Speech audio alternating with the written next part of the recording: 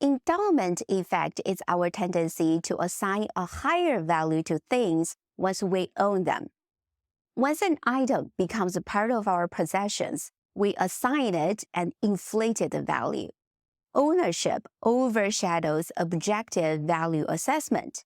We are reluctant to sell vacation homes once we own it. If the same vacation homes were offered to us today, we would likely decline to buy. Similarly, investors are hesitant to sell stocks that have depreciated in value, despite admitting that they would not buy those stocks at their current market prices. The endowment effect is not solely a human phenomenon. Monkeys have been observed displaying this mental shortcut too. During an experiment, each monkey showed an equal liking for fruit discs and cereal chunks. However, when given the opportunity to trade their fruit discs for cereal chunks and vice versa, the monkeys demanded much more than the equally preferred treat as compensation. Their biased preferences toward their own treats suggest a shared decision-making mechanism between humans and monkeys. Two theories have been proposed to explain the endowment effect. The first is loss aversion, which means that we have a greater aversion to losses than gains. The idea is that the potential pain of relinquishing something we own is greater than the pleasure we might get from acquiring it. The second theory focuses on ownership. Our reluctance to let go of something we have is not merely because we dread loss, but also because we identify with our possessions. We place higher value on the things we choose simply because the act of choosing them was ours. After making a choice, we tend to justify it by convincing ourselves that we prefer what we've chosen.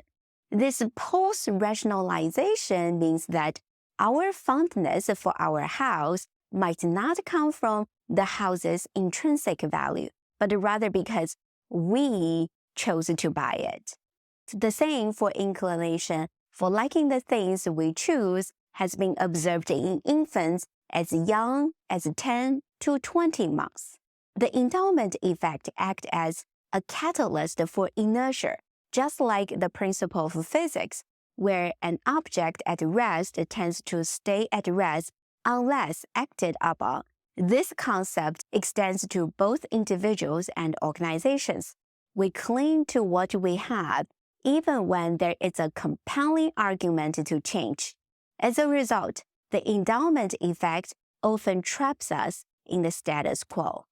The endowment effect, along with loss aversion and status quo bias, often acts as barriers to change in both personal lives and organizations. Consider the plight of those who lose their jobs when factories or mines shut down.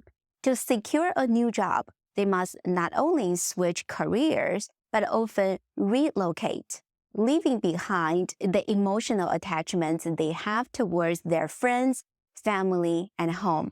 The endowment effect can explain why they sometimes resist help with finding new employment.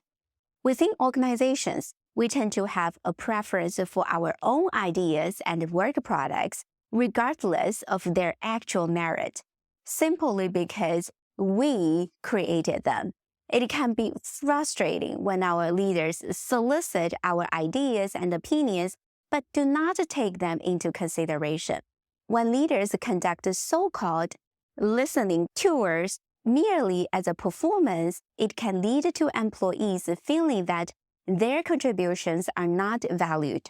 Over time, employees may start to question the point of providing input if it is not considered. Instead, they may opt to present superficial generic points like transparency is important and building relationship is the key to satisfy the leader's charade. So if you find yourself facing silence when seeking input, it may be more beneficial to reflect on your past treatment of employees' contributions rather than blaming them for their indifference. A related mental shortcut is the inverse decision bias, which means our tendency to devalue options we did not choose, particularly when the chosen options resulted in positive outcome.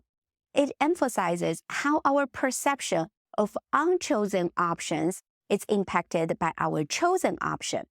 Suppose a CEO must decide between two strategies for a new product launch. Strategy A is a traditional proven approach that focuses on in-person marketing and advertisement in brick-and-mortar retail space.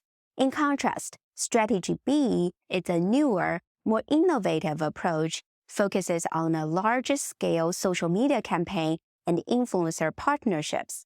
After careful consideration, the CEO decides to go with Strategy B, primarily because it seems more aligned with the customer demographics preferences and behaviors. The campaign turns out to be a success, with the product gaining significant traction in the market and the company seeing a considerable boost in sales. Following this positive outcome, the CEO may think Strategy A, the unchosen option, is even less desirable than she initially thought. She might even struggle to see any merits in Strategy A, despite the fact that it was a viable choice at the time of the decision. The success of the chosen Strategy B has negatively influenced her perception of the unchosen Strategy A. In future decision-making, the CEO may overlook or undervalue similar strategies to Strategy A simply because of the past success of a different approach. Do not let past outcomes unduly influence your evaluation of different choices. Start observing your decision-making process and those of others around you. See if you can spot instances of the endowment bias and the inverse decision bias. Please feel free to share your comments below. Thanks for watching. I'll see you next time.